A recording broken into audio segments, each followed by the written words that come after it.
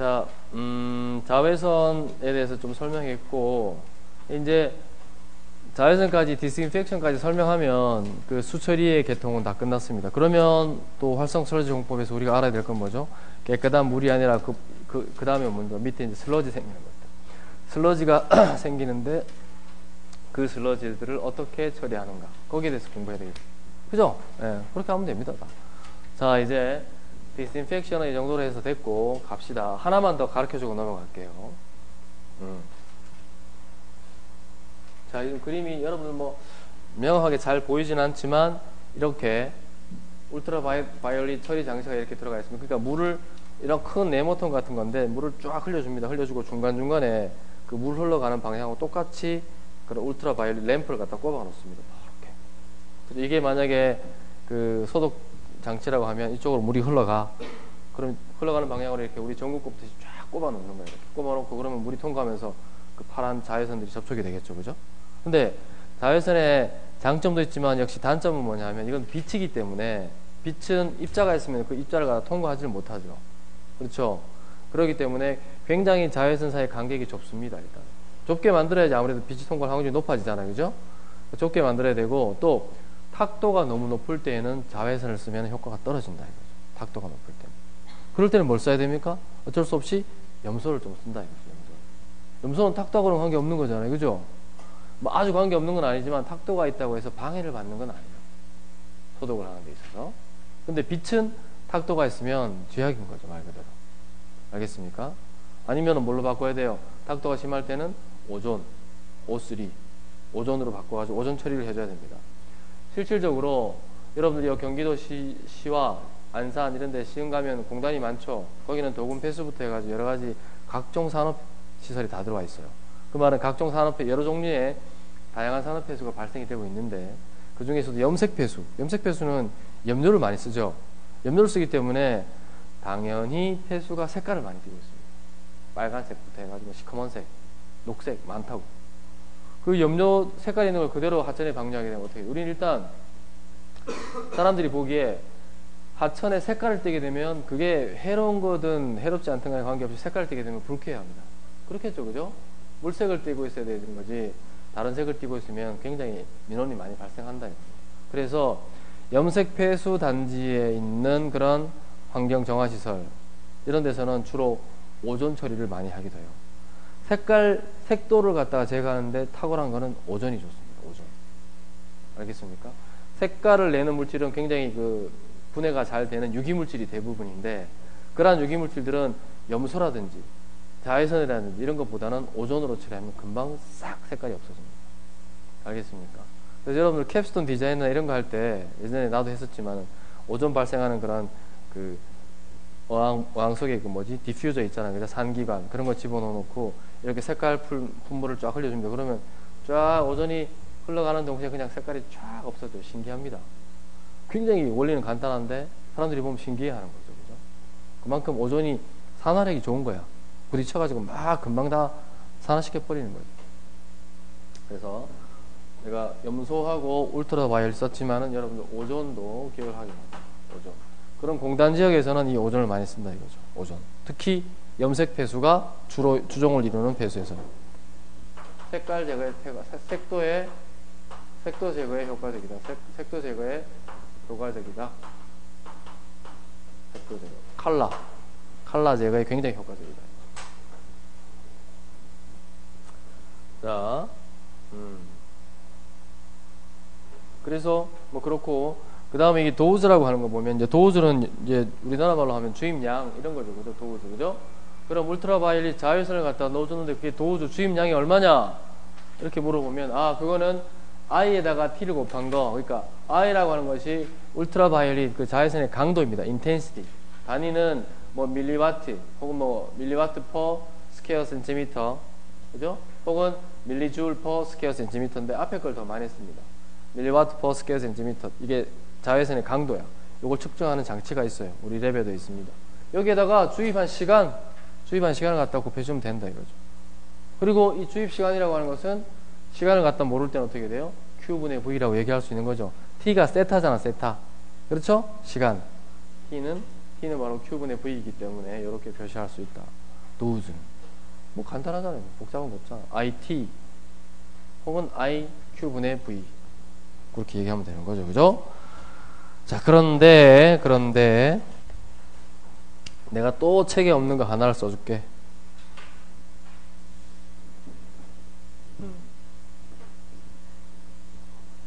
자, 소독률. 이거 써뒀나 모르겠다. 혹은 뭐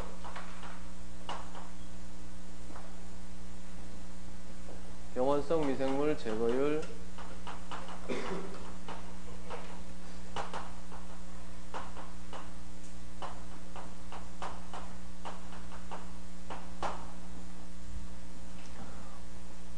소독률.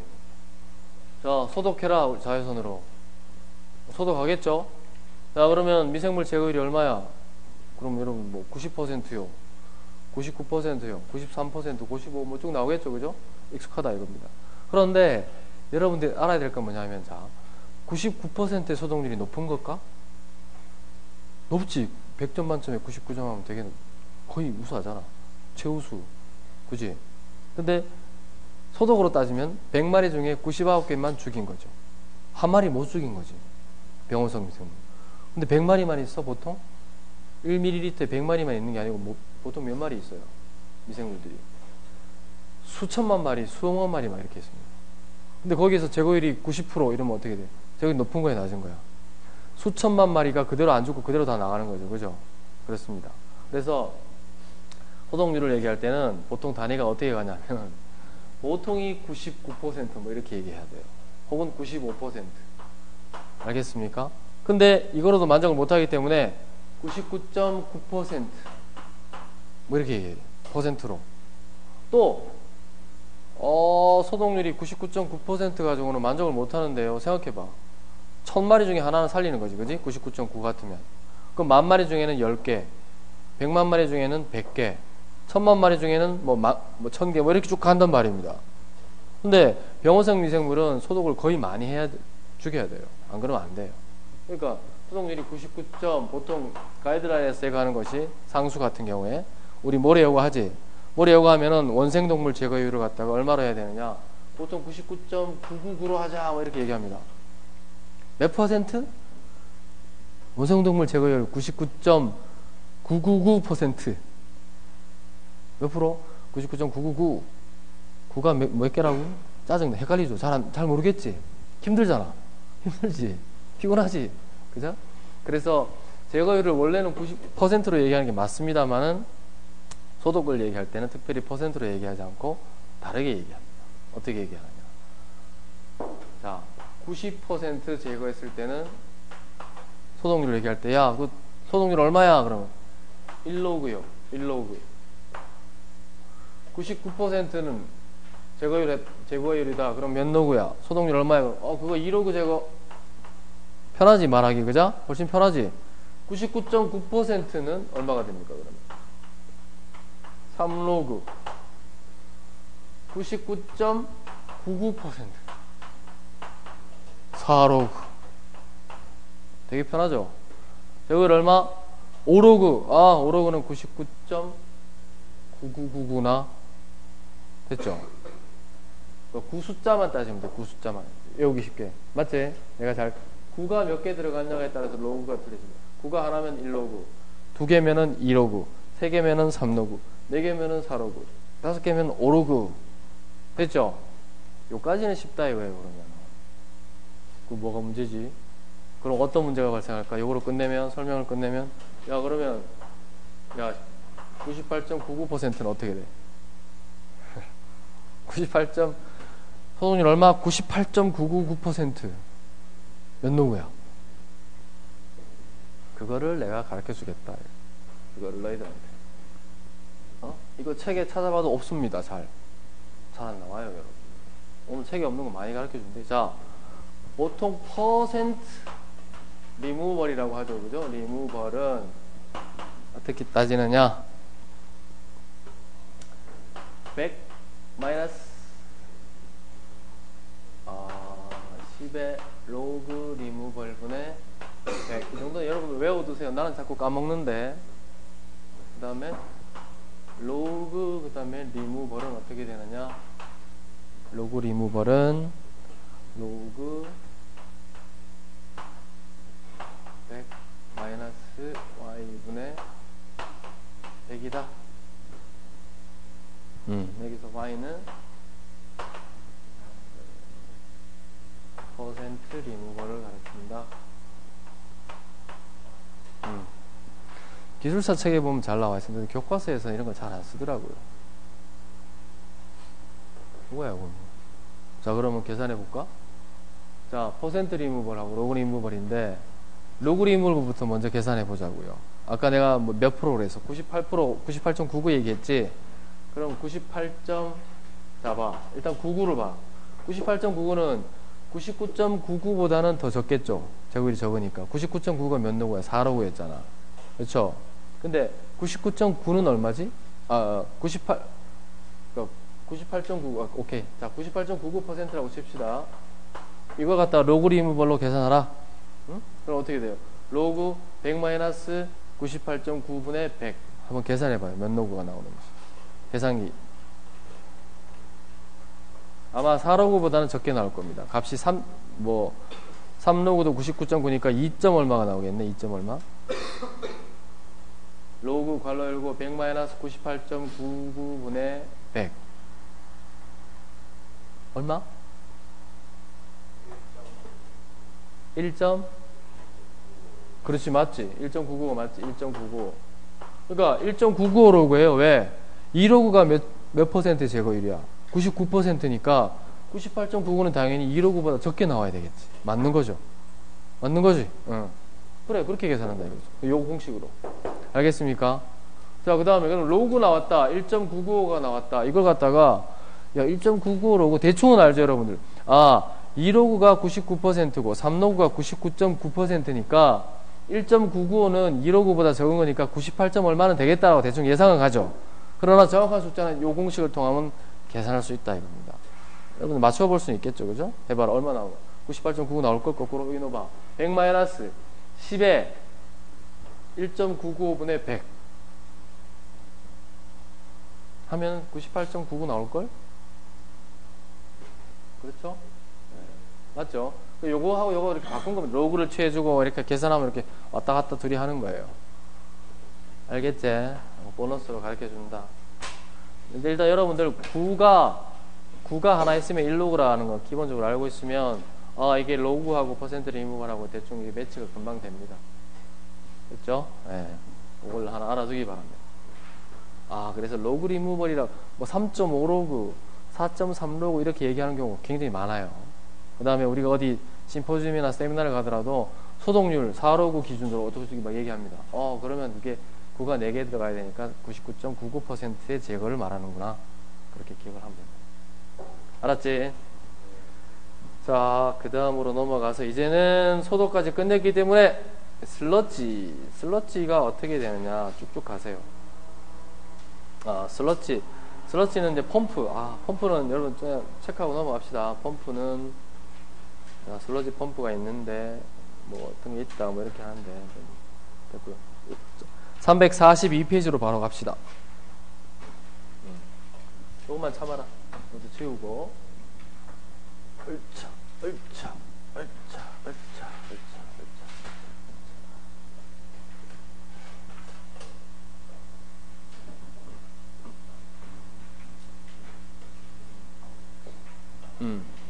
자, 타이틀이 뭐로 되어 있습니까? 슬러지 thickning 해서 슬러지의 thickning, 농축. 그죠? 농축이라고 얘기합니다. concentration 뭐 이렇게 얘기도 하기도 하지만 그냥 슬러지에 대해서는 thickening 이렇게 슬러지 농축. 자, 슬러지 농축하는 방법은 몇 가지가 있는지 여기 책에 나와 있습니다. 자, 첫 번째 그래비티 이용하는 겁니다. 중력 침강이죠. 중력 농축. 그냥 가만히 냅쳐두면 슬러지가 자기 무게에서 쭉쭉쭉쭉쭉 이렇게 농축이 되는 거. 제일 심플한 거지. 근데 농축 효과는 떨어지겠죠, 당근. 그 다음에 두 번째가 자, 두 번째가 요겁니다. Dissolved Air Flotation. 자, 요거 여러분들 되게 수처리하는 공정에서 정말 약방의 감초로 나오는 그런 기술입니다. Dissolved Air Flotation이야. dissolved air flotation. 말 그대로 공기를 녹여요. 용존 공기지, 용존 공기, 그지? 우리나라 말로 그대로 옮길게. 용존 공기 부상법입니다. 용존 공기 부상. 그거를 줄여서 DAF, 이렇게 DAF. 그렇지. 앞에 두 문자 따면 DAF잖아. DAF 얘기하면 DAF. DAF는 용존 공기 부상이구나. dissolved air flotation이구나. 라고 여러분들 기억해야 됩니다. 뭐냐 하면은 말 그대로 여기 밑에 그 그림이 나오는데 어디 나오면 여기 봐요. 11-50에 보면 나옵니다. 컴프레서하고 그 다음에 그 프레셔라이징 펌프를 이용해 가지고 우리가 액체 질소 만들고 액체 산소 만들듯이 압력하고 그런 펌프를 이용해서 쫙 주면은 이게 액화됩니다. 액화 공기가 알겠습니까? 액화된 상태에서 그럼 압력이 높죠. 그럼 거기서 다시 그걸 기화시키기 위해서 감압을 또 시켜주는 거예요. 딱 밸브를 열어주면서 감압을 시켜주면 이놈들이 액체가 된 것들이 갑자기 기체화되면서 엄청나게 작은 공기로 확 변합니다. 알겠습니까? 그래서 공기가 여기서 막 pressure reducing valve라고 돼 있죠, 그죠? 이걸 딱 풀어주게 되면 압력이 높은 탱크에서 압력이 낮아지면서 또 속도는 빨라지고 해서 전부 다 공기방울로 쫙 나오게 돼 있다. 나오는데 그걸 그대로 어떻게 돼요? 바로 반응조에 넣어준다 이겁니다. 넣어주면 어떻게 돼요? 슬러시들이 이렇게 중간에 있는데 미세한 공기방울들이 공기는 가벼우니까 이제 또 올라가려 하겠지, 그지? 딱 접촉해가 슬러시를 붙여가지고 그런 고형물질들 갖다가 또 올리는 현상, 둥둥 뜨게 하는, 라이징 시키는 거예요, 라이징. 알겠습니까? 라이징 시켜가지고 위에 있는 스키머가 있습니다, 스키머. 플로트 컬렉터라고 되어 있는데 우리나라 말로는 스키머라고 일반적으로 많이 하죠. 이걸 스키머 벨트를 빙빙 돌리면서 공기하고 그런 어떤 입자들이 붙어 있는 그런 거품 같은 것들을 쫙쫙 걷어내는 거예요, 계속. 그게 바로 뭐냐? DAF 처리 기술이다. DAF 처리 기술. Dissolved Air Flotation이다. 이렇게 얘기합니다.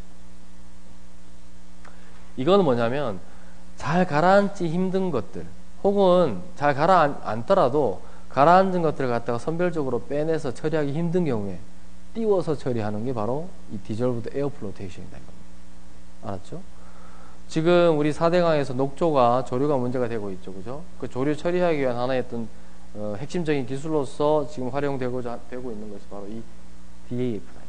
DAF.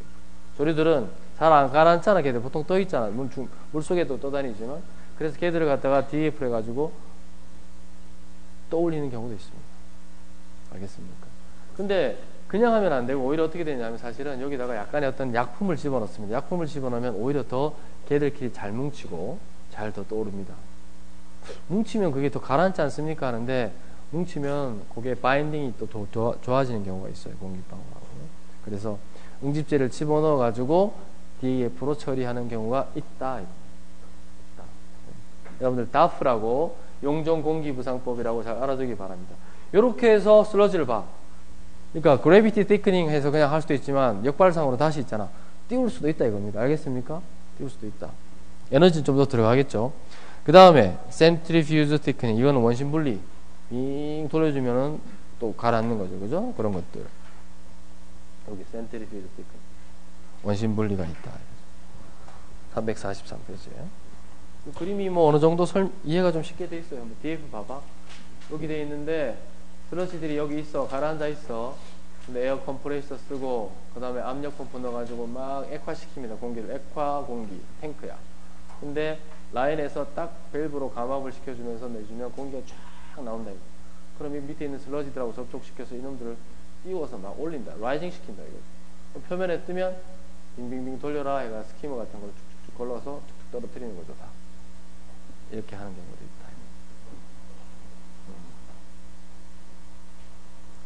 자, 실제 사진이 있습니다만 여러분들 하수 처리장 가면 뭐 냄새가 조금 나죠, 그죠? 아무래도 하수기 때문에 냄새가 조금 납니다. 흙냄새 같은 경우도 나요. 흙냄새. 지금은 참 보면 거의 다 도시가 아스팔트로, 콘크리트로 다 덮여 있죠, 그죠? 그래서 비가 오면 옛날에는 아스팔트, 콘크리트 없을 때는 비가 많이 스며듭니다. 스며들기 때문에 홍수가 날 수 있는 확률이 적었어요. 그죠? 지금은 비가 오면 그대로 다 강으로 다 흘러들어요. 왜? 아스팔트, 콘크리트는 투수성이 없잖아요. 없는 거야. 그러니까 다 강으로 들어오기 때문에 하천이나 강이 범람하기 쉽다. 홍수가 잘 나기 쉽지. 그래서 관련돼서 개발되어지는 게 뭐냐면 투수성 콘크리트 포장, 투수성 아스팔트 포장 뭐 이런 것들이 또 계속 개발되겠죠. 그죠? 네. 그런 얘기를 하고 싶었고 자, 그렇게 해서 뭐 중력 침강, 그 다음에 반대로 띄우는 거, 센트리퓨즈 이런 것들이 있을 수 있다. 그런 것들도 있고. 예. 내가 얘기하도 좀 많았는데, 그래서 내가 하고 싶은 이야기가 뭐냐면, 여러분들 에브리데이 생활하는 데 있어가지고 흙을 밟을 기회가 있는지 한번 잘 봐봐. 흙을 오늘 밟아봤어? 흙.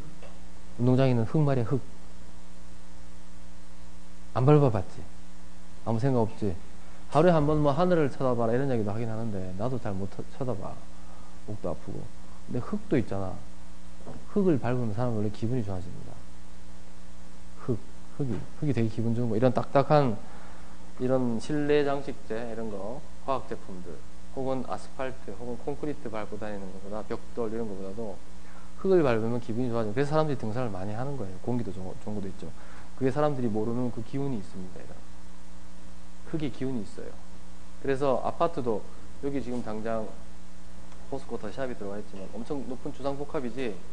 근데 그 풍수지리하거나 이런 흙 이런 거 하는 사람들은 뭐 이렇게 그런 거 하는 사람들은 4층 이상 넘어가면 땅의 기운이 4층까지 정도까지밖에 안 간다고 얘기하는 사람도 있습니다. 그래서 그 밑에 사는 사람들이 몸에 좋다 뭐 이렇게 얘기하는 사람도 있긴 해요. 근데 그만큼 요새는 흙 밟을 기회가 거의 없어. 학교도 막 다 콘크리트, 아스팔트, 블록으로 다 덮여 있죠. 그죠? 여러분들 가급적 멜랑꼴리 할 때는 흙을 한번 밟아보세요. 흙을 밟으면 기분이 그래도 좀 좋아집니다. 그래서 자꾸 흙 찾아다니지 말고 이상하게 생각하니까 알겠어. 자연스럽게 흙을 밟아봅시다. 공원 같은 데 가가지고. 그 이야기를 하려고 내가 그 이야기 한 거야. 아까 투수성 포장. 그게 우리가 산업화 되면서 싹 다 덮어버리니까 사람들 마음도 쫙 덮습니다. 같이. 사실은 흙을 밟으면서 자랐어야 되는. 여러분들은 흙을 밟으면서 안 자랐을 거야. 나는 흙을 밟으면서 많이 자랐어. 왜냐면 그때는 내가 클 때는 훨씬 더 흙이 많았지. 콘크리트 포장보다 아스팔트보다. 지금 흙이 없어요. 밟으려고 하는데. 가자. 자, 그 다음에 아까 그거는 제가 설명하는 건 슬러지를 갖다 이제 농축시키는 거야. 왜 농축시키냐면 농축을 시켜가지고 물을 빼내야 되죠. 그죠? 탈수를 시켜야 됩니다.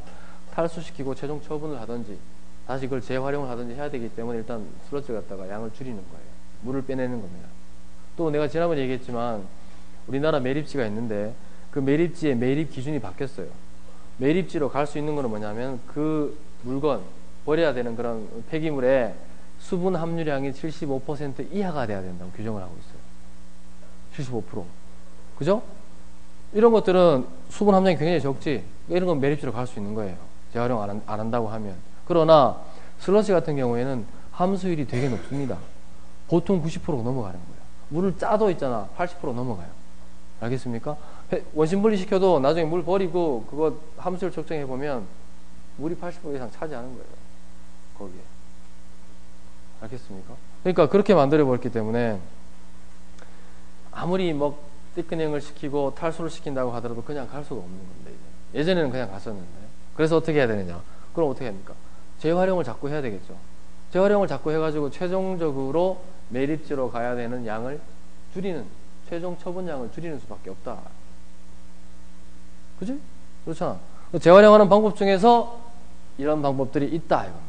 자, 재활용으로 어떻게 하면 될까요, 여러분들? 자, 일단 물은 최대한 털어내.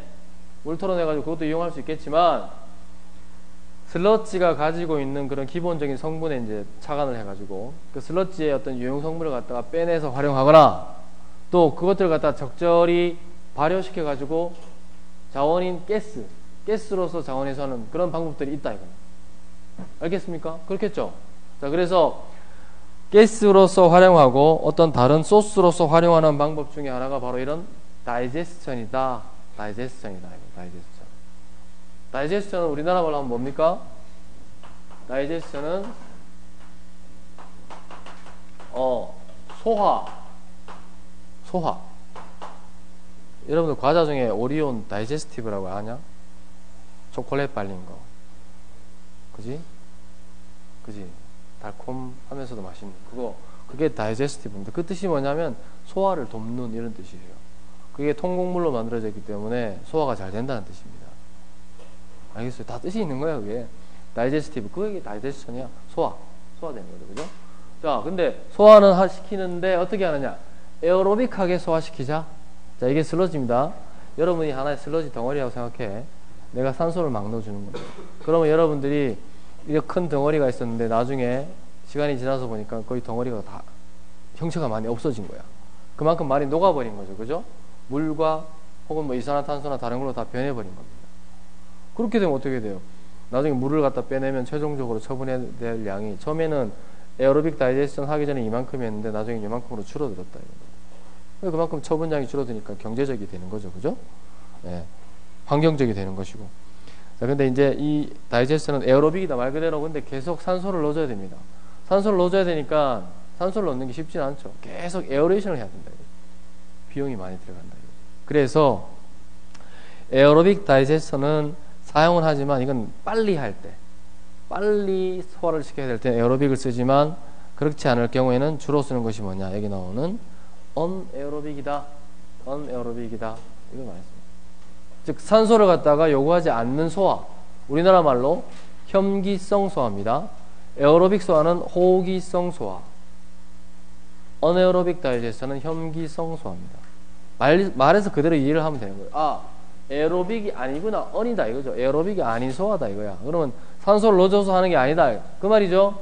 어떻게 하는 거야? 그냥 커다란 통에다가 슬러지를 집어넣고 가만히 내쳐둬야 뜨뜻하게 만들어주고, 그러면은 처음에는 이만큼의 양이 슬러지가 들어가 나중에 보니까 많이 줄어가지고 거의 뭐 많이 줄었더라 이거죠. 물만 남아있고. 그죠? 그게 바로 다이제스션이 되고 특히 어네어로빅 다이제스션이 된다 이거죠. 자, 그럼 어네어로빅 다이제스션에 대해서 조금 더 살펴보도록 합시다. 이게 에어로빅보다는 많이 사용하는 방법이니까. 자, 그 다음 페이지 봐봐. 어네어로빅 다이제스션의 어떤 그런 메커니즘 기자 좀 작네. 좀 키우자. 너무 키웠다. 보세요. 자, 11-49의 어떤 그런 반응 관계에서 보면, 자, 오게닉 메타. 유기물이죠. 그죠? 오게닉 머티리얼 유기물이야. 유기물이 뭘로 바뀌니? 중간에 오게닉 애시드. 아까 내가 식초가 오게닉 애시드 대표적인 거라고 했죠. 그죠? 오게닉 애시드가 되고, 이 오게닉 애시드가 다시 최종적으로 뭐가 됩니까? CH4 메탄, 메테인이 되고, 그 다음에 카본 다이옥사이드, 이산화탄소가 되는 거야. 알겠습니까? 혐기성은, 자, 유기물이 있는데 이게 유기산이 되고, 그 다음에 메탄하고 이산화탄소로 바뀐다 이거야. 여기서 다이렉트로 이렇게 못 가. 알겠습니까? 호기성은 근데 어떻게 됐어요? 호기성은 오게닉 머티리얼이 바로 이거로 갔죠? 이산화탄소가 물로 갔죠? 그죠? 그러니까 당연히 호기성 다이제스션이 훨씬 더 빠른 겁니다. 혐기성은 훨씬 더 늦은 거예요. 왜? 혐기성에 관련되는 미생물들이 훨씬 더 반응 속도가 느리기 때문에. 그럴 수밖에 없는 거죠. 그죠? 천천히 얘들은 곰인 거예요, 곰. 알겠나? 천천히 분해시킵니다. 분해시키고 중간에 반드시 오게닉 애시드를 만들고 나서 이렇게 하지, 오게닉 매트가 다이렉트로 이렇게는 못 간다. 자, 혐기성 소화 과정을 잘 알아둬야 됩니다. 유기물에서 1차적으로 물이 더해지는 가수 분해가 일어나면서 유기산이 생성되고, 그 생성된 유기산이 최종적으로 이산화탄소하고 메탄 같은 그런 가스로 바뀐다. 그죠? 황화수소도 나올 수 있고, 일부 수소도 나올 수 있고. 알겠습니까? 자, 그래서 여기 지금 조금 작게 되어 있는데 봐요. 자, 오게닉 매터가 뭐로 바뀌? 애시드 포밍 박테리아, 산 생성 박테리아에 의해서 유기산으로 바뀌고, 생성된 유기산을 이용해서 그 다음에 어떻게 돼요? 메탄 생성 박테리아가 메탄 가스로 바꾼다 이겁니다. 알겠습니까? 그 스텝이 단계가 더 복잡해진 거죠. 유기물이 유기산되고 메탄가스가 되는데 중간중간에 산으로 바꾸는 산생성 박테리아, 메탄가스로 바꾸는 메탄생성 박테리아가 다 다르다 이겁니다. 그리고 이렇게 되는 조건이 다 틀려요. 이거는 pH가 좀 낮아야 되고, 이거는 pH 낮으면 죽어버립니다. 또 pH가 올라가야 됩니다. 알겠습니까? 그래서 최종적으로 우리가 얻고자 하는 거지, 슬러지에서 메탄가스라든지 유용한 가스로 얻고자 할 때는 굉장히 처리를 갖다가 2번씩 이렇게 해줘야 된다. 잘 케어해가지고. 알았죠? 네. 자, 그렇게 되고, 또, 그럼 관련되는 거 한번 봅시다. 이게 굉장히 중요한 건데 여러분 그거 반드시 기억을 해야 돼요. 혐기성은 2단계가 된다. 바로 다이렉트로 갈 수 없다. 그러니까 유기물에서 유기산으로 바뀌어지는 과정이 잘 안 되면 당연히 메탄으로도 잘 못 가겠죠. 유기산이 안 생겼으니까. 그렇지? 그래서 사람들이 소화조를 딱 놓고 계속 이렇게 놔뒀더니만 잘 안 되는 거야. 잘 될 줄 알았더니. 알겠습니까? 잘 안 돼. 왜 안 될까? 고민하고 이렇게 분석을 해보니까 이런 원인들이 있다 이거죠. 있더라 이겁니다. 그래서 그럼 어떻게 착안했습니까? 이걸 효율을 높여주려면 계속 지켜보다가 산이 생기나 안 생기나 계속 찍어보다가 다시 또 온도 바꿔주고 pH 조건 바꿔주고 여러 가지 조건 바꿔줘가지고 또 메탄으로 바꿔야 된다. 힘들죠? 어떻게 해야 돼? 그래서 나온 것이 뭐냐면 여기다. 자, 예전에는 싱글 스테이지 다이제션, 싱글 스테이지 다이제션이라고 하는 것이 뭐냐면 결국은 혐기성 소화에 관련된 거야. 언에어로빅이다. 에어로빅 아니다. 그러니까 하나의 커다란 어떤 그런 소화조. 여러분들 지나가다 보면 왜 둥그런 거 많이 봤을 거예요. 한 번씩. 본 기억이 있을 거야. 우리나라도 외국인. 둥그렇게 된 거 막 계란통 큰 거 같은 거 있다고. 그게 바로 뭐냐면 다 소화조야. 소화조. 슬러지 갖다 놓는 소화조 저장소입니다. 그래서 이런 있잖아. 요런 봐. 커다란 어떤 있잖아. 그 슬러지를 모을 수 있는, 소화시킬 수 있는 그런 저장조에 갖다 넣어놓고 그냥 다이제스션 시키는 게 싱글 스테이지. 하나만 돼 있죠. 그죠? 하나만 돼 있어요. 근데 잘 가스가 안 나와. 불편해. 잘 안 돼. 그래서 싱글 스테이지에서 개선한 것이 뭐냐? 투 스테이지 다이제스션이다. 투 스테이지 다이제스션이다 이거죠. 야, 밑에 그림을 봐봐. 이렇게 만들어 놓은 거야. 쪼개가지고 하나 만들어 놓고 또 하나 더 만들어 놓습니다. 그리고 그 두 개의 각각의 어떤 다이제스션 소화조에서의 오퍼레이팅 조건을 달리한다. 알겠습니까? 그러니까 훨씬 더 산이 많이 생기고 훨씬 더 메탄이 많이 생긴다. 왜? 산의 생성에 관련되는 애시드 포밍 박테리아하고 메탄 가스를 생성하는 메탄 포밍 박테리아하고 전혀 성질이 틀리기 때문에 스타일이 틀린 거야. 스타일이 틀린데 같이 붙여놓으면 맨날 싸우겠죠. 그죠? 트러블이 생기겠죠. 떼놓고 키워주니까 정말 잘 되더라 이겁니다. 알겠습니까? 희한하죠. 그죠? 똑같습니다. 사람하고 똑같아요. 자, 그래서 처음에는 여기는 뭐냐? 애시드 포밍, 산생성을 주로 하는, 목적으로 하는 그런 조건을 유지시켜주고, 그 다음에 적당한 시간이 지나면 또 보내줘가지고, 여기는 주로 어떤 거냐? 메탄 생성하는 조건으로 바꿔주는 건다. 이거죠. 대표적인 것은 일단 pH 자체가 틀려요. pH, 산이 생기면 pH가 내려갈 거 아니야. 그지? 여기는 pH가 5 이하입니다. 5 이하죠. 여기는 pH가 7 이상이 돼야 돼요. 그래야지 메탄가스가 잘 나옵니다. 알겠습니까? 물론 이거 말고도 암모니아성 질소 농도라든지 유기물 농도라든지 뭐 온도라든지 그런 것도 틀립니다. 알겠어요? 틀리고 산 생성에 관련되는 것은 온도가 중온 영역, 즉 35도씨에서 한 45도 정도가 제일 적당합니다. 산 생성 박테리아들은 그 온도를 제일 좋아해요. 중온 영역을. 중온 소화 영역이라고 하죠.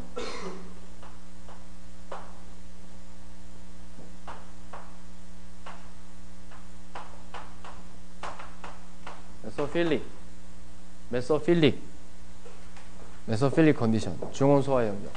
35도에서 35 디그리 셀시어스에서 한 45도 정도? 딱 좋죠. 우리 들어가면, 우리 사우나 들어가면 한 40도 정도 되죠. 뜨거운 거. 열탕 42도 되나? 뜨뜻한 정도에서 잘 자라는 것들이 산생성 균들이다 이거죠. 산생성 박테리아.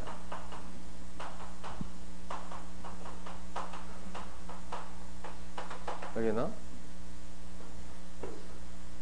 그런데 그럼 메탄 생성균은 어떻게 돼요? 메탄 생성균은 중온 소화가 아니라 어떻게 돼요? 고온 소화 영역에서 더 잘 된다. 뭐 반드시 이렇게 해주라는 것은 아니고 이런 데서 더 잘 효율이 좋아지더라고요. 이건 뭐예요? 영어로 서모필릭이라고 해요. 서모필릭 컨디션이라고 하고 55도씨에서 60도씨, 65도씨 정도 할까요? 메탄 생성균.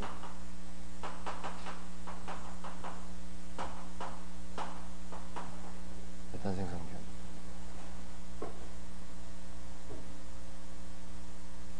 알겠습니까? 산생성 박테리아, 산생성균 마찬가지죠. 이런 차이가 있다 이겁니다. 그래서 이걸 두 개를 나눠줘 가지고 그런 어떤 다이제스션 탱크에서의 온도라든지 pH 조건이라든지 그런 것들을 달리 해주니까 훨씬 더 우리가 얻고자 하는 가스나 산이 많이 나오더라 이겁니다. 그렇죠? 그리고 여러분들 그 유기물 처리할 때, 호기성 처리할 때 내가 얘기했었는데 기억을 할지 모르겠다. 시험 치면 확 100% 머리를 싹 비워버리는 친구들이 있더라고. 시험 치기 전까지는 정말 잘하는데 중간고사 딱 치고 연필 딱 넣고 나오는 순간 내용을 싹 빼버리더라고 머릿속에서. 특히 여학생들이 주로 그러던데. 시험 점수는 엄청 좋은데 나중에 끝날 때 다시 물어보면 잘 몰라요. 그러지 마. 이제 호기성 에어레이션 시켜주잖아. 그러면 일단 유기물 제거되죠. 근데 DOD 생성 단계가 내가 그림 그려줄 때 이렇게 가다가 한 번 더 꺾여져가지고 이렇게 올라가죠. 그죠? 그지? 산소 요구량이 왜 그렇게 된다 그랬어요. 물속에는 유기물도 있지만 질소 성분이 있는 경우에 유기물을 제거시켜주는 그런 균들보다도 질소를 산화시키는 그런 균들이 더 약합니다. 약해. 체력이 약한 거야. 그러니까 같이 물속에 존재하잖아. 근데 산소가 들어오면 그 산소를 이용하는 속도라든지 힘이 유기물 제거하는 박테리아가 훨씬 더 센 겁니다. 그러니까 유기물 제거하는 박테리아가 먼저 다 산소 소모하고 난 다음에 더 이상 이제 배가 불러가지고 귀찮을 때 어떻게 돼요? 질소를 갖다가 산화시키는 균들이 나중에 생겨가지고 산소 소모 속도가 또 올라간다 그랬죠. 그치? 산소 소모되는 양 자체가, 그치? 요구량이 올라간다 그랬었죠. 그게 바로 NOD라고 했죠. NOD. 밑에 거는 CBOD, 위에 거는 NBOD. 그죠? 그렇게 얘기했죠. 마찬가지입니다. 그러니까 먹이가 있으면 뭐 동물의 왕국 보면 누가 하나 죽었는데 사자가 먼저 뜯어먹고 그 다음 다 뜯어먹고 배부르면 하이에나가 와서 뜯어먹죠. 그죠? 새들이 똑같은 거예요. 약하니까 걔들이. 이것도 그렇고 혐기성도 마찬가지다. 같이 붙여놓으면은 탄생성균이 메탄 생성균보다 어떻게 보면 더 강한 겁니다. 알겠어요? 그 말은 뭐냐면 근데 혐기성소하는 뭐 산소 노조고 이런 게 하나도 없잖아. 그냥 가만히 냅쳐두는 거란 말이야. 근데 거꾸로 말하면은 메탄 생성균이 더 센시티브한 거야. 센시티브합니다. 무슨 말이냐면 약간에 있잖아. 뚜껑을 팍 열었다. 그럼 산소가 조금 들어갈 거 아니에요. 그죠? 그지? 그 다음에 뭐 슬러지를 갖다가 관을 통해서 이송한다. 그러면 빛도 조금 들어오고 산소도 조금 섞이게 되고 뭐 그러죠? 그럼 어떻게 돼? 메탄 생성균이 더 센시티브 해가지고 민감해가지고 막 처리를 못하는 거야. 탄생성균은 약간의 산소, 약간의 햇빛이 있어도 괜찮아. 알겠습니까? 그러니까 둘이 같이 붙여놓으면 메탄 향상이 가만히 있는 거예요. 민감해가지고. 따로 딱 분리시켜 놓으면 잘하는 겁니다. 그래서. 알겠습니까? 호기성 처리도 마찬가지예요. 그래서 조를 갖다가 하나로 두지 않고 두 개로 딱 나눠가지고 컨디션을 달리 해주면 어떻게 돼요? 유기물도 엄청 제거 잘 되고 또 질소 성분도 금방 질산화가 잘 됩니다. 알겠습니까? 이것도 그런 성분. 그래서 메탄 생성균이 훨씬 더 민감하다, 센시티브하다. 그렇기 때문에 두 개를 따로 분리시켜주면 효율이 올라간다 이렇게 얘기하고 있네요. 같이 안 섞어놓고 섞지 마라 이거지. 그지? 마찬가지. 여러분들 지금 여학생들 여기 4명 있고 전부 다 남자잖아. 같이 있으면 아무래도 치이죠. 뭐 먹이 있으면, 먹을 거 있으면. 이제 따로 딱 해서 따로 주면 훨씬 더 평화롭게 잘 갈 거다 하고 똑같은 겁니다. 자, 그래서 싱글 스테이지 다이제스션, 투 스테이지 다이제스션에 대해서 여러분들 잘 알아두기 바랍니다. 자, 조금만 참아라. 자, 그 다음에 여기 나오는데 또 나오죠. 그죠? 스타트업 오브 다이제스처 해가지고. 자, 소화조는 이거는, 여러분들 이거 집어넣고 금방 처리될 줄 절대 안 됩니다. 이건 엄청 오래 걸려요. 그죠? 어네어로빅 다이제스션은 뭐야? difficult하다, to start. 시작하는 게 되게 어렵다. 왜? slow growth rate 하고 sensitivity가 되게 크기 때문에. 천천히 자랍니다. 일단, 혐기가 호기보다 훨씬 더 반응 속도가, 처리 속도가 늦다고 했지. 그지? 또 그거도 있고 또 어떻게 돼요? 센시티비티가 엄청 크다 이겁니다. acid splitting, 메탄 포밍 박테리아. 메탄 생성 박테리아의 어떤 그런 acid splitting, 산을 갖다 이렇게 딱 분리시키는 게, 쪼개는 게 굉장히 민감성이 있잖아. 굉장히 있기 때문에 애들은 천천히 정상을 찾아 스테디 스테이트가 된다 이런 뜻입니다. 한참 지나야 스테디 스테이트가 돼. 호기성보다도 훨씬 더 오래 걸립니다. 최소한 서너 배 이상 걸리죠. 에? 계속 정상상 컨티뉴스하게 만들어 주더라도 호기성보다 한 서너 배 이상 걸립니다. 훨씬 더 오랜 시간을 필요로 한다 이거죠. 그러니까 실험하다가 한번 다 뭐 연애하러 가고 데이트하러 가버리고 뭐 연결 때 쉬러 가고 아무도 케어 안 해가지고 있잖아. 저 오버플로우 되고 다 터져버렸어요. 그러면 실컷 놀고 와가지고 한 3달 동안 아무것도 못합니다. 다시 원래대로 돌려주려고. 그래서 내가 저거 안 하려고 해요. 나 원래 학위를 이런 걸로 했어요. 미생물 잘 지내려고 했는데 되게 힘들더라고요. 그래서 물리화학적인 처리가 굉장히 편합니다. 금방금방 새로 할 수 있고 물리화학도 조금 뭐 단점도 있긴 하지만. 그래서 여러분들 미생물은 정말 생물입니다. 생물이니까 잘 다뤄줘야 돼요. 눈에 안 보인다고 그렇게 하면 나중에 그대로 다 받아요. 정말 정성을 다해서 해줘야 처리 효과가 결과가 잘 나옵니다. 자, 그런 특성을 꼭 알아두기 바라고. 계산 문제는 내가 골라서 나중에 해줄게요. 자, 이게 그 말이에요. 이게 또 나오네. 자, 다이제스터에 그러면 가스의 다이제스터 소화조의 옵티마이제이션 어떻게 하느냐 여기 나오죠. 요 그림 보세요. 그림 11-55에 나온다 이겁니다. 자, 첫 번째가 뭐냐면 애시드 다이제스터 나오죠, 그죠? 그렇죠. 그 다음 두 번째는 뭡니까? 메탄 포메이션 이렇게 됩니다. 메탄 포메이션. 어네어로빅 다이제스터지만 첫 번째는 산을 갖다가 주로 만드는 그런 다이제스터가 되는 것이고 두 번째는 메탄 생성을 위한 다이제스터가 된다. 또 탄 생성조를 보면 디텐션 타임 체류 시간이 어떻게 돼? 1 or 2 days 하루 이틀만 만들어주면 애들이 산을 잘 만들어내요. 응? 민감하지 않아. 요거는 하여튼 민감하지 않은 남성들. 요거는 굉장히 민감한 남성들. 이거 봐봐. 디텐션 타임이 어떻게 되노? 10일에서 15일이나 걸리는 거야. 그만큼 오래 놔두는 거죠.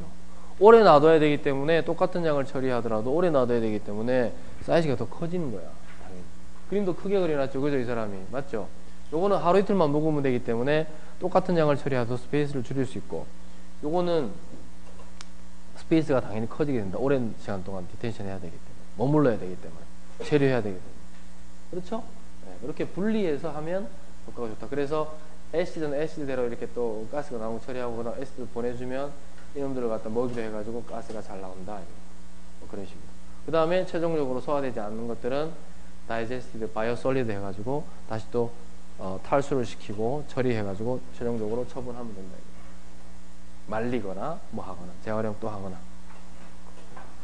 그래서 사진에 보면 애시드 다이제스터 이렇게 돼 있죠, 그죠? 여기는 특별히 산 생성을 위한 그런 소화조다. 그런 컨디션으로 만든 어떤 거 pH를 갖다가 5 이하로 만들어주고, 그 다음에 온도도 중성경력으로 만들어주고, 재료 시간도 하루 이틀 정도로 만들어줘야 제일 왕성하게 잘 산을 만들어낸다 이겁니다. 너무 오래 놔둬도 안 된다 이거죠. 알겠죠? 너무 오래 놔둬도 안 된다. 너무 오래 놔두면 또 어떻게 돼요? 오히려 또 메탄 생성균이 또 생길지도 몰라요. 자, 그래서 굉장히 어떻게 보면 실무적인 것들이 많은데 외국 사진 봐요. 차가 이만하거든. 외국차 알지? 영화에 나오는 그런 뭐야? 뭐고 그거 저기 아놀드 슈왈츠제네거 나오는 거. 뭐? 까먹었다 내가. 그래 터미네이터. 재밌는 영화지. 터미네이터에 나왔던 그런 차들이 이건데 엄청 큰 차 아니야 그거, 그지? 그보다 더 크지 다이제스터가, 그죠? 여러분들 사진을 찍을 때 이런 것도 좋은 거예요. 사람이 안 들어가 있지만 그 사진 찍은 사진의 규모, 건물의 규모를 갖다 우리가 대충 짐작할 수 있게끔 찍어주는 게 잘 찍어주는 겁니다. 예쁘게 찍으라는 것이 아니고, 이거 없으면 이게 사이즈가 얼마나 되는지 어떻게 알아? 잘 모르죠? 써주지 않은 다음에. 근데 요러한 차를 갖다가 옆에 딱 비교함으로 해가지고 이게 이 정도 사이즈구나 라고 우리가 금방 이게 이해가 된다 이겁니다. 알겠습니까? 이런 것들 다이제스터. 자, 그래서 이쪽으로도 해가지고 굉장히 연구를 많이 하고 있습니다. 혐기성 슬러지의 소화. 왜? 깨끗한 물만 처리하는 것이 아니라 동반되어서 발생되는 슬러지의 처리도 굉장히 중요한 기술입니다. 중요한 어떤 그런 우리의 태스크예요. 그런 것들도 잘 여러분들이 염두에 둬야 된다 이거죠. 자, 그 다음 컴포스팅 많이 들어봤지? 컴포스트 우리나라 말로 뭘까? 응? 컴포스팅이야? 컴포스팅 우리나라 말로 그거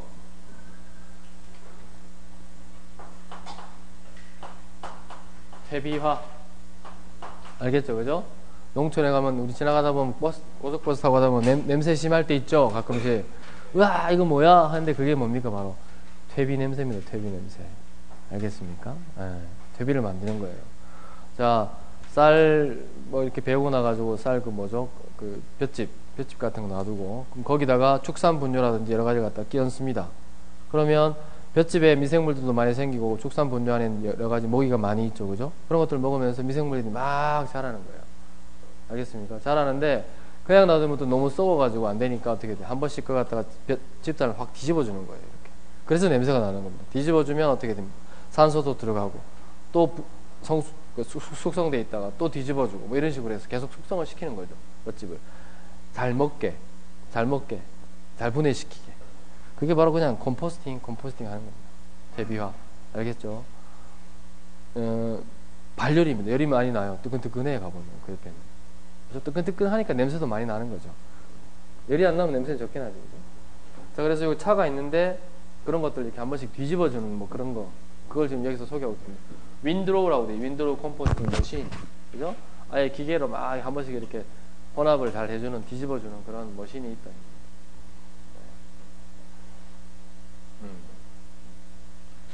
자, 그렇고, 설명이 몇 개 안 남았는데, 그 다음에 라임 스테빌라이제이션이라고 나옵니다. 근데 이게 이제 뭐냐면은, 여러분들 그 슬러지 중에서도, 슬러지가 우리가 이제 여기 책에 보면 클래스 A, 클래스 B 이렇게 두 가지로 나눴습니다. 클래스 A라고 하는 건 뭐냐면은 진짜 말 그대로 정말 주의해서 다뤄야 되는 그런 슬러지들. 소위 말해서 야, 위험한 슬러지들. 그죠? 뭐냐? 저 안에 진짜 해로운 거지, 데인저러스한 그런 미생물들이 엄청 많거나 이런 것들. 그런 슬러지들이 있죠. 그죠? 그런 거는 클래스 A. 그 다음에 상대적으로 조금 덜 위험한 거는 클래스 B 이렇게 나옵니다. 근데 여기 지금 여기서 나와 있는 내가 얘기하고자 하는 라임 스테빌라이제이션은 뭐냐면은, 라임은 여러분들 그 석회 지난번에 배웠죠, 그죠? 하이드레이티드 라임, 그러니까 소석회 CaOH2, 그 다음에 퀵 라임은 우리나라 말로 생석회 CaO 이겁니다. 근데 이 석회를 집어넣게 되면 pH가 상당히 올라가요. 알칼리성이 됩니다. 10 이상으로 올라가는 거야. 알겠습니까? 알칼리성으로 올라가게 되면 어떻게 돼요? 미생물들이 다 죽어요. 활동이, 액티비티가 완전히 저하됩니다. 죽어버립니다. 여기 나오죠? 여기도 설명이 나옵니다. 하여튼 라임을 집어넣게 되면, 예? 그쵸? 디스트로이 패서진, 미생물들을 갖다 다 죽인다 이거죠. 알칼리성이 되게 되면 미생물들이 죽어버립니다. 또 성장을 바이올로지컬 액티비티 스탑을 일으키게 되는 거죠. 그죠? 활동을 못하는 거예요, 미생물들. 그래서 몸에 해로운 그런 패서진들, 병원성 미생물들을 갖다가 조금 한번 사멸할 필요가 있을 때는 슬러지에다가 일부러 라임을 타는 경우가 있다 이겁니다. 교수님, 그럼 NaOH 같은 거 넣어도 되겠네요? 되지. pH를 올릴 수 있는 거면 무조건 돼. 하지만 NaOH보다는 라임이 훨씬 쌉니다. NaOH는 비싸. 가성소다는. 알겠습니까? 비싸. 이런 것들. 그래서 라임이 사용된다라는 것을 여러분.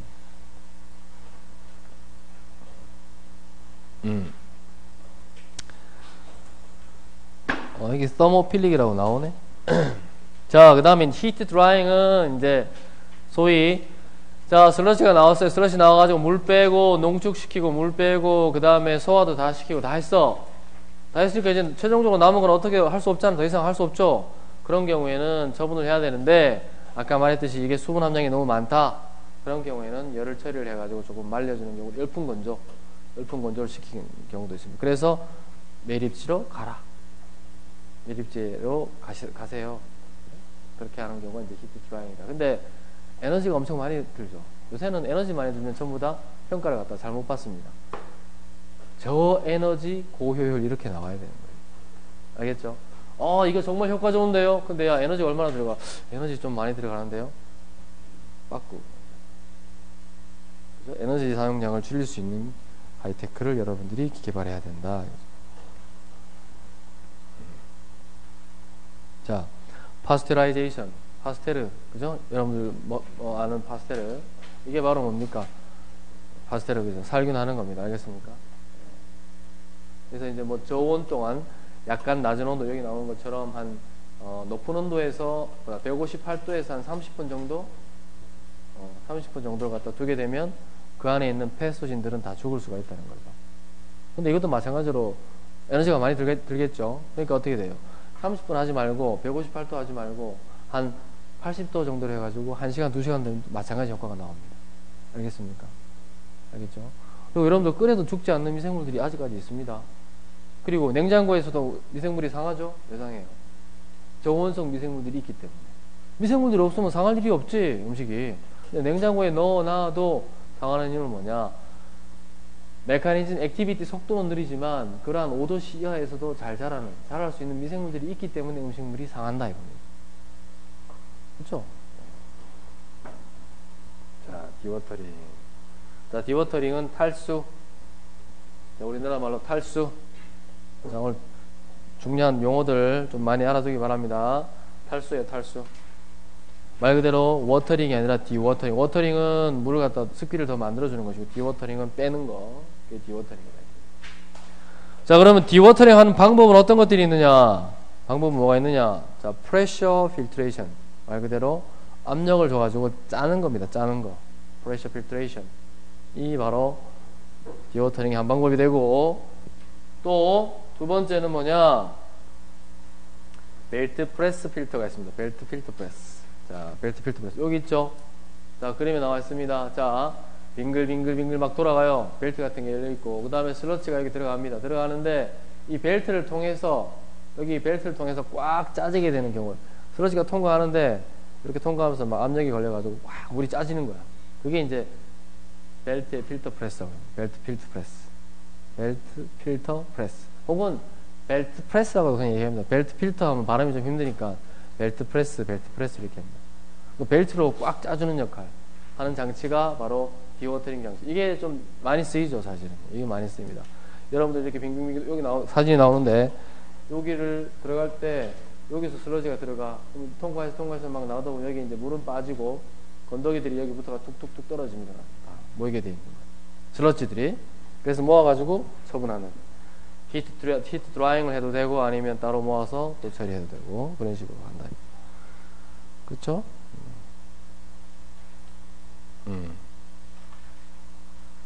자, 요거는 뭐냐? 폴리머.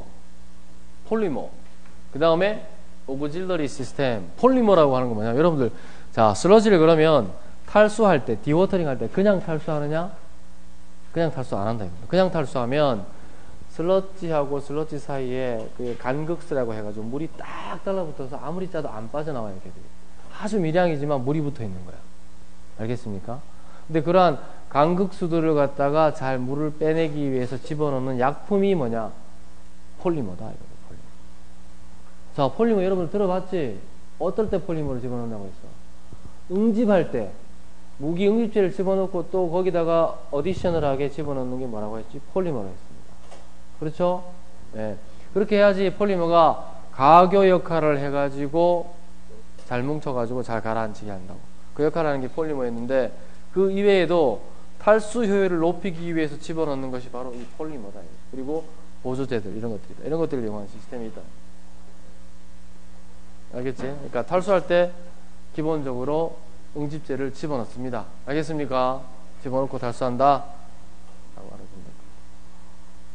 됐죠? 아, 진도 잘 나간다. 시원하다. 자, 그 다음에 벨트 프레스도 여러 가지 종류가 많이 개발되어 있고, 또 여러 가지가 있습니다, 여러분들. 자, 그런 것들이 있다. 지금 물에 대해서 여러분 어느 정도 컨셉을 잡고, 이제 잡았고, 그 다음에 이제 슬러지 처리 들어갑니다. 근데 지금까지 배우는 것은 뭐다? 아직까지 아주 컨벤셔널한 거. 아주 그냥 표준적인 것만 배우고 있는 겁니다. 어드밴스드 된 거라든지 터셔리는 아직까지 안 나왔어. 알겠죠? 기껏해야 나온 게 뭐 MBR 정도, 멤브레인 바이오리액터 정도만 여러분들 배운 겁니다. 알겠습니까? 멤브레인 바이오리액터. 자, 센트리퓨게이션, 스크류 벨트 이런 것들도 다 뭐 슬러지를 갖다가 짤 수 있는, 탈수시킬 수 있는, 디워터링 할 수 있는 장비다. 이런 거죠. 여러분들 군대 가면 이렇게 막 엄청나게, 혹시 군대 세탁병 출신 있나 모르겠다. 막 엄청나게 큰 거 있어요. 군복구 하는 거. 엄청나게 커요. 사람도 들어가면 큰일 나겠더라고요. 거기 있는데 그게 이제 원심력이죠. 그죠? 엄청나게 빨리 들어갑니다. 집에서 쓰는 가정용 세탁기보다 훨씬 더 이게 RPM이 빨라. 그래서 물이 굉장히 잘 빠집니다. 그런 게 있어요. 그런 것처럼 슬러지도 큰 그런 원심력에다가 더 많이 돌릴 수 있는 거 하면 아무래도 물이 쭉쭉 잘 빠지겠죠. 그죠? 그죠? 그 다음에 이제 스크류벨트. 스크류벨트는 여기 그림에서 보는 것처럼 스크류를 통해서 나가면서 이렇게 쭉 짜주는 역할. 나도 직접 보지는 못했는데 스크류처럼 생긴 거니까 스크류벨트라고 하겠죠. 그죠? 네. 그러니까 벨트 프레스가 있고 폴리머 집어넣고 그 다음에 스크류벨트 그 다음에 스크류 프레스 그 다음에 센트리퓨게이터 뭐 이렇게 여러 가지가 디워터링 장비로 사용될 수 있다. 자, 그래서 물을 다 짰어. 이제 잘했어. 잘했으면 이제 처분합니다. 처분하는 것이 이제 나오는 것이 바로 최종적으로 바이오솔리드의 디스포절이다. 슬러지, 바이오솔리드란 말이 뭐 여러 가지로 쓰이는 거죠. 그죠? 슬러지도 바이오솔리드. 미생물이 포함되는 거는 다 바이오솔리드라고 할 수 있습니다. 미생물이 포함된 고용물들. 이거의 디스포절, 파이널 디스포절 어떻게 될까요, 여러분들? 파이널 디스포절 어떻게 될까요? 매립 혹은 뭐야? 소각. 둘 중에 하나죠. 재활용 안 되면 매립 혹은 소각입니다.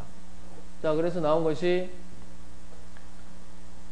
그러니까 재활용, 매립, 소각 세 개 중에 하나인데 첫 번째 나온 것이 incineration은 소각입니다. 소각 알죠?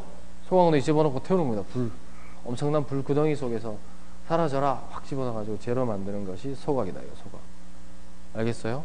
incineration. 여러분들 소각이 있고 용융도 들어봤지? 근데 용융은 소각보다 온도가 낮을까 높을까?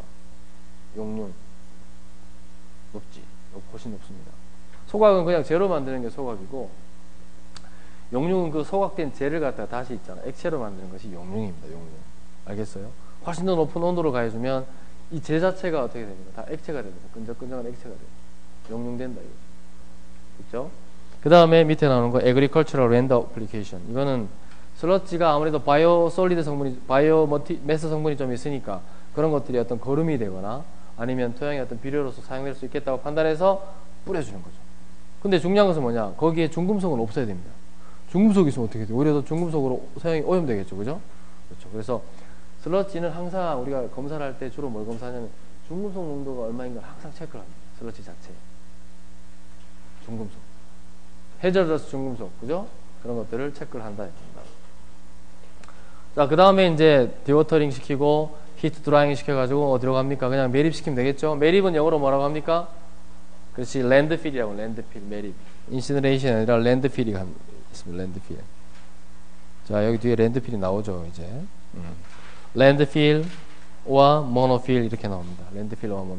랜드필은 매립이라는 거 알겠는데 모노필은 뭐예요? 말 그대로 모노필은 한 가지 종류의 단일 성분의 어떤 그런 성분들을 따로 매립할 때를 모노필이라고 합니다. 모노필. 그래서 제대로 쓸 때는 모노필, 랜드필 이렇게 얘기하죠. 그죠? 모노필, 랜드필. 뭐냐면 여기는 매립시는 매립시인데 특정 성분만을 똑같은 동일 성상의 어떤 폐기물들만 갖다 묻을 때는 모노필이라고 한다. 이거죠. 우리나라는 그런 게 잘 없는데 외국은 그런 게 좀 있어요. 예를 들어서 병원성 폐기물 이런 것들은 그런 것들만 따로 묻습니다. 그냥 섞어서 묻지 않아요. 좀 더 아까 말했듯이 패소진이라든지 여러 가지 위험 성분들이 많지. 그러니까 라임도 넣고 뭐 태우기도 하고 이렇게 해서 나중에 묻는 것. 그런 것들은 다 모노필이라고 해요. 모노필. 랜드필은 말 그대로 그냥 잡동사니 다 섞어버리는 게 랜드필, 매립입니다. 알겠습니까? 네. 자, 그렇다면 매립하고 소각하고 두 가지가 있는데 우리나라는 주로 어떤 걸 해? 우리나라는 소각 비율이 높을까? 매립 비율이 높을까? 소각. 또 강빈아. 매립. 왜? 그냥 또 민구는 매립이 높다고 생각하는 사람들. 매립이 높을 거야 우리나라는. 하나, 둘, 셋, 넷, 다섯, 여섯, 일곱. 나머지 5명은 우리 학생들은 다 소각이야? 확 그냥 태워. 화끈하게 다. 확 태워버려 다. 뭘 갖다 묻어. 어이 화끈한데. 정답은 매립이 좀 높습니다 우리나라가. 왜? 매립시가 많아서? 아니야. 매립시 모자라지. 매립시 없어요. 우리나라 땅이 어디 있어. 지금 국토의 70%인가 60%인가가 다 산인데 산에다 갖다 묻을까 그러면 파가지고 땅굴 파서? 안 되죠. 근데 왜 안 하느냐? 우리나라는 소각에 민감합니다. 님비 현상 알죠? 소각이 있으면 소각은 태우잖아요. 소각을 하면서 나오면 뭐가 나온다 그래? 다이옥신 나온다고 하고 퓨란 나온다고 막 그러죠, 그죠? 그래서 소각장 옆에 들어서면 아줌마들 금방 뛰들어오고 난리죠. 집값 떨어지고 여기 뭐 난리 절대 안 됩니다. 잘 안 돼요. 아무리 소각 설명을 하고 하더라도 이제 못 믿는 거죠, 그죠? 근데 사실은 잘 모르는 것도 맞고 24시간 계속 태우고 1년 내내 많이 태우는데 그걸 어떻게 다 모니터링 해가지고 다 나오는 게 100% 안전하다고 누가 얘기할 수 있습니까? 특히 다이옥신 같은 경우에는 태우는 물질이 그지 약간 습기가 있잖아요. 그러면 다이옥신이 훨씬 더 많이 나와요. 여러분들 담배 피우는지 모르겠지만 담배를 피울 때 바짝 말려서 피우는 경우하고 축축하게 해서 피우는 경우가 틀립니다. 축축하게 해서 피우면 다이옥신이 더 많이. 담배 피우면 다이옥신 나온다? 몰랐지? 담배 피우면 나옵니다. 근데 그게 침을 막 묻히거나 뭐 습기가 있거나 해가 축축하죠. 그러면 불 붙이잖아요. 불안전 연소가 더 되는 거야. 불안전 연소가 되면서 나오는 게 뭐예요? 다이옥신입니다. 다이옥신. 알겠어요? 그러니까 우리나라는 그런 데 굉장히 민감하기 때문에 핵 방패장, 뭐 소각장 이런 건 진짜 사람들이 싫어하죠. 그래서 매립이 사실은 많습니다. 그래서 매립이 아니라 소각이 또 주된 나라들이 또 있어요. 전 세계에 보면. 어디가 또 주로 소각을 많이 해요? 가까운 나라 중에. 일본, 저펜. 일본 애들은 다 소각입니다. 소각이 되게 많아요. 안 갖다 묻어요, 잘. 그치? 소각을 하니까 주로 어떻게 해요? 소각을 하니까 야, 발생되는 폐기물이 좀 많아도 괜찮아. 왜? 다 태워버리면 되니까. 그래서 걔들은 뭘 하죠? 주로? 일본 사람들 어때? 포장이 엄청나게 과대 포장이 많잖아. 몇 겹 과자 하나를 사도 봉지 안에 또 봉지가 들어있고 그런 거 느낄 겁니다. 우리나라는 왜요? 절대 못하게 하죠. 왜? 그 매립지로 다 가야 되니까 소각 안 하죠. 안 하는 게 아니라 일부만 합니다. 그러니까 매립지로 가야 되니까 매립지 자꾸 연한이 줄어들게 되잖아요. 최대한 매립하는 양을 줄이는 게 우리나라는 목표입니다. 행정에.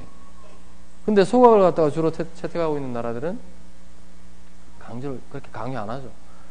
왜? 소비자하고 사용자하고 뭐 공급자하고 그런 것만 잘 맞춰주면 되는 거지. 기호에 맞게 더 기분 좋게 하는 게 좋은 거라는 거죠. 선물 하나 주더라도 포장 예쁘게 하고 딱 이렇게 하면 기분 좋잖아. 과대 포장해서 주면. 그죠? 그냥 대충 막 주면 기분 나쁘잖아. 그렇죠? 안 그래? 나만 그래? 그래서 일본 같은 데는 소각을 주로 하기 때문에 그런 측면에서 또 포장이 과대 포장이 되는 경우가 많아요. 우리나라 여러분 식당 가보세요. 식당 가보면 우리나라는 지금 오래됐지만 예전에는 지금은 전부 다 어떻게 돼요? 다 젓가락 숟가락 다 재활용하죠. 재사용하잖아. 스테인리스로 된 거. 이전에는 전부 다 어떻게 됩니까? 다 일회용 썼습니다. 다 버렸어요. 근데 그렇게 하다 보니까 너무 폐기물량이 많아지는 거예요. 그래서 다 바꾼 겁니다. 환경부에서 다 바꿔. 무조건 강제. 식당에서는 숟가락 젓가락 남이 썼던 건 너 또 써. 잘 씻는다고 믿고 정화가 썼던 거 너 먹어야 됩니다. 믿고 먹잖아, 그지? 나도 가서 먹는 거지. 잘 씻었겠지? 남이 썼는 거야 같이 나가도 먹는 거야. 일본은 되게 싫어합니다, 그런 거. 그래서 어떻게 돼요? 나무 젓가락이 아직도 많고 일회용이 많은 겁니다. 왜? 걔들은 소각하니까 난 딴 사람이 쓴 거 난 개인적으로 위생적으로 난 싫어요. 그걸 존중하는 거죠, 걔들은. 그죠? 우리는 같이 해. 우리는 찌개 하나 같이 주지. 숟가락 팍 담궈가지고 같이 먹잖아. 외국 사람들 처음 보면 놀라요. 말은 못하지. 절대 숟가락 아치 안 집었습니다. 왜? 나의 타액이 거기 들어가 있는데 우리는 아무 개념 없이 어릴 때부터 먹었으니까 같이 계속. 그죠? 근데 특히 일본 같은 나라 가보면 전부 다 접시예요. 다 개인 접시, 개인 뭐 전부 다 개인주의가 강하지. 딱 찌개도 다 덜어 먹게. 사실 그게 위생적이긴 하지. 자기 숟가락 입에 먹던 거 두 담궈놓고 이런 애들 있잖아. 또 먹고 또 담궈놓고 술 취해서 그냥 같이 담궈놓고 또 먹고. 그게 더 동료애가 더 커지는 건 좋은 걸 측면도 있지만 위생적인 측면에서 안 좋죠, 그죠? 사실은. 그죠? 그렇습니다. 그게 또 그런 측면이 있는 거죠. 소각이냐 매립이냐 그런 데서 많이 또 생활 패턴도 틀려지고 그게 다 영향을 미친다는 거죠. 알겠습니까? 그렇죠? 네, 그래서 일본은 소각 기술이 굉장히 발달돼 있어서 소각 태우는 기계 장치 그게 굉장히 기술이 좋고 또 우리나라나 다른 매립을 또 우선하는 나라는 또 매립 기술이 좋죠. 미국은 어떻게 되겠어요? 미국, 아메리카, 미국은 매립이 많아. 왜? 빈 땅이 많잖아, 걔들은. 노는 땅이 많은데 사람 안 사는 넓은 땅이 엄청 많아요. 갖다 묻으면 되잖아, 그냥. 그죠? 핵 폐기물 신경 안 써요, 걔들. 핵 많지, 미국도. 핵 폐기물 사람 안 사는 땅이 엄청 많고 갖다 묻으면 돼. 우리나라 어디 갖다 묻노, 그거? 어? 난리 나죠. 그래서 뭐 결정나지 경주 쪽으로 가기로. 옛날에 왜 그 전북 부안인가? 부안 군수 막 맞아가지고 막 병원에 입원하고 했습니다. 여러분들 아마 기억 잘 안 할지 모르는데 부안군에서 그 유치하겠다. 엄청나게 정부에서 지원해주겠다 해가지고 그래 부안군을 살리는 길은 이거야. 정부의 지원을 받아야 돼서 오케이 했다가 사람들한테 맞아가지고 거의 중태에 빠졌어요. 사람 그 군수가 그만큼 안 된다는 거죠. 그죠? 삼척에 강원도 삼척에 뭐지 원자력 발전소 들어온다고 뭐 했었죠. 그죠? 주민투표하죠. 결국은 부결되고 못 들어옵니다. 엄청나게 지원해준다고 해도 거기에 근데 그거는 이제 주민의 결정을 존중해야 되겠죠. 결국 경주로 갔는데 돌고 우리나라는 묻을 데가 없어요. 그런 측면에 뭐 소각하겠다? 난리 나죠, 난리. 알겠습니까?